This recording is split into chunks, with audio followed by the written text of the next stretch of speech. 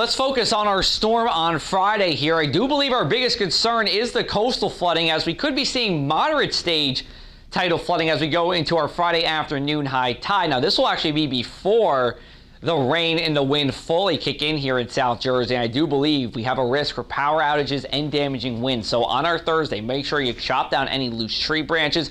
Make sure you also have a way to receive weather alerts, especially during the evening on our Friday as well. Let's take a closer look at what's going on here. We have a low pressure system that will try to move into the mid-Atlantic around that counterclockwise spinning low, a southeasterly wind. And here's the thing with southeasterly winds. Out of any wind direction you could have in South Jersey, the southeasterly wind and the easterly wind are the worst for coastal flooding. We will see just that as we go into our Friday.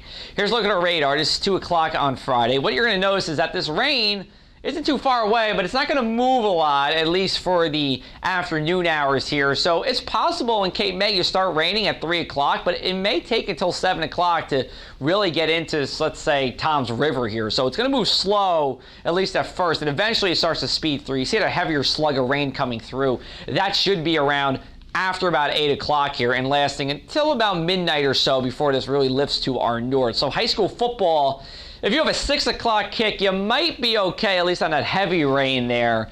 7 o'clock kicks, you're going to get some heavy rain at some point during this storm system. And then let's take a look at our forecasted rainfall totals. Nothing crazy here. We're talking about 0.7 of an inch in Vineland, an inch over in Galloway, 1.1 inches in Stafford. So can we see some ponding of roadways? Yes, we can, and we probably will, but it won't be anything significant here. Our winds, again, are the story. These are our sustained winds that are consistently blowing. 37 in Holgate, 37 in Atlantic City, 31 in Ocean City, and look at the mainland too. 23 miles an hour in Galloway here. Tropical storm force winds, sustained winds are 39 miles an hour, mind you.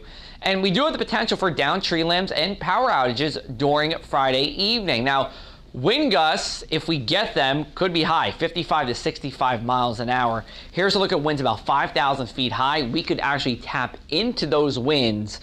We need a meteorological trigger to do it. It's going to be hard to pull that trigger, which is good news for us. But if we do, then we are talking about, again, what could be damaging winds here. So taking a look at our coastal flooding, again, we do have a moderate flood stage in the forecast for that Friday p.m. high tide. Now, waters can start being in flood stage as early as 2 hours before. So you're talking about 12:30 for the Atlantic coastal counties here, and then Delaware Bay could be around 2:30 p.m. and last for another 2 hours after that high tide. Here is Sea Isle City. If you've been watching me all week, I've been showing you this graphic, and I'm just not changing it because it really illustrates the point. Where you're seeing these purples is where you see minor flood stage. Where you get into the moderate flood stage, notice how it spreads throughout Sea Isle City. This is JFK Boulevard here, so the boulevard's fine, but you make a right or a left, you are talking about some water here across Sea Isle City, and really it's going to be like this for a lot of places up and down the shore. We have full details for you on our website, pressofac.com/weather, or give me a follow on social media.